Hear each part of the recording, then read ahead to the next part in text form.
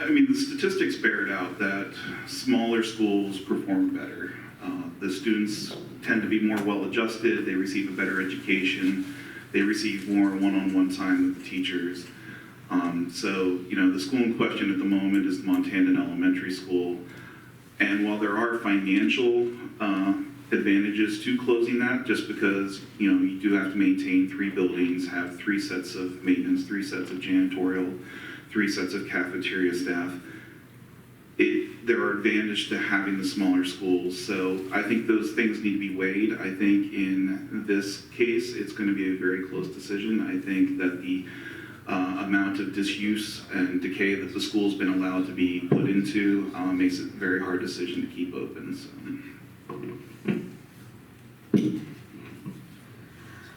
Well, I think that we need to think about our taxpayers. We really do. It's important that they know small schools are great and everything, but we have enough room in the Milton school to move these kids over to the school. The teachers won't lose their jobs. This is coming from our school district. They won't lose their jobs.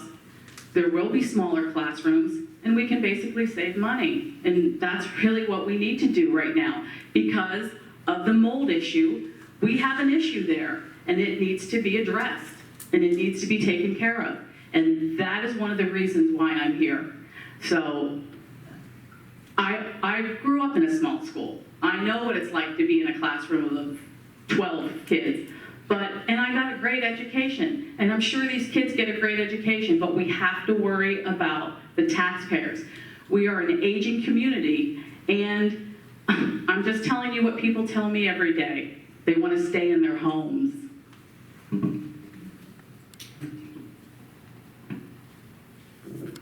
Okay, thank you. The next question is an audience question and is for the Lewisburg school directors. And in this question, we will start with Mr. Heath, then Jablonski and Zimmerman. Please discuss your philosophy on school safety.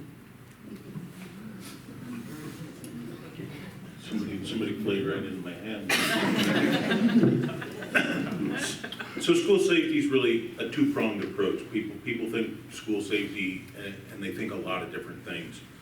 But I like to look at school safety from 2 perspectives. There's the idea of securing. You can lock the doors, you can lock the classroom doors, you can buy gizmos and bells and whistles that purportedly make things safer. And then there's the idea of actually preventing violence. So if we look at it from the standpoint of all the school doors are closed every day. When you go to the school, you have to check in, you have to sign in. We have police officers in our school. Those are physical safety items. The arguably more important part of school safety is the prevention of violence, which is actually done more along the lines of what Virginia's been talking about in terms of the counselors and the teachers and the staff having a relationship. It's really about creating an environment where every student has a caring adult in their life. I'll help you out there. That's it. So there's actually a good book, How Children Succeed, and one of the things that they identify as the most important for children to feel safe and to be successful is to have at least one adult role model that they feel close with, that they can talk to, they can go to if they're upset, they can go to if they're being bullied. If there are children in our schools who don't have that person, then they may feel unsafe coming to school because they don't know what is going to face them that day. So aside from the physical security piece, which we talk about a lot, and it's the gizmos and the people and these extra procedures, the other side of it is every child feeling comfortable being themselves in the school and having the aspect of safety where they know that someone there cares for them. And that can be really important. For some people, that means you're all the way in 3rd grade and it's still a kindergarten teacher. There's still that person that you want to go to for a hug or a chat. And so that's something that I hope our school culture continues to support. One of the things that the conversation about school safety has really brought to the surface locally, but also at the state level, is how much the ways in which our children are unsafe have to do with mental health, which both of my colleagues have addressed. Corey and I got to go to a session up in Montoursville, and I was impressed by a statistic that any given school can expect to experience a shooting at that school, a homicide at that school once every 6,000 years. But 1 in 6 children experience suicidal ideation.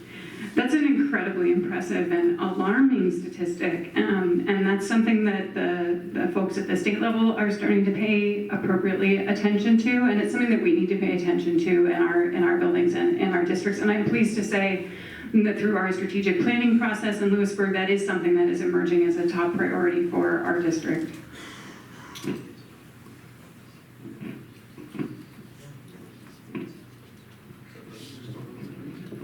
Okay, the next question is for the Milton School District candidates.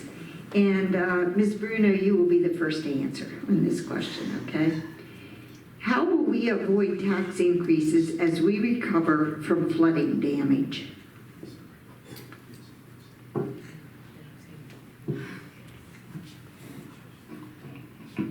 Well, I actually got about 6 months of the right to know and talked to other superintendents and other principals, and they say there's always ways to shave the budget. So that's something that I'd like to sit down and go over with the school board if I'm elected. So there are things on there that I saw that we could cut. And to be honest with you, that's the reason that I'm here. That's the reason I'm here, because I care about the people in my community. Thank you. I think it's very easy to say I'm for cutting taxes or I'm not for cutting taxes, but it really is a case-by-case basis. So, the Milton School District had a very terrible mold problem this past year that caused a vast expenditure that really cut into their coffers that they had built up over the past few years. So there's a Japanese expression, after battle, tighten your helmet. And basically it means, we just spent a lot of money and we need to start being prepared for the next thing that comes along. So while it's easy to say, I don't want to put more tax burden on our people, we need to be prepared so that if there is another incident of some sort that costs a lot of money, God forbid, that we need to be prepared for it. So in some occasions, there are needs to raise taxes. That can be mitigated, but it's a reality. Okay, thank you. We will now end with closing statements of 2 minutes each, and this will begin with Ms. Jablonski. So I hope that I've convinced everyone that I do care very much about public education. I think everyone on our current board is on the same team with respect to the services and supports we want to provide to the students, with the culture of teachers that really care, teachers and staff that really care about our kids staying in place, that we are very careful with the budget. We have an excellent business manager in the district that is always shaving everything down to the last penny to make sure that we can do anything we want to do, even if we can't do everything we want to do, anything that we want to do to provide the best possible education in the Lewisburg Area School District. I'm sorry. Excuse me. I think that's all I have to say. I would just like to take the chance to say that it's been a privilege to serve on the Lewisburg Area School Board, and particularly to serve with Aaron and Corey and Mary Rouse, who's here, and our other colleagues on the board.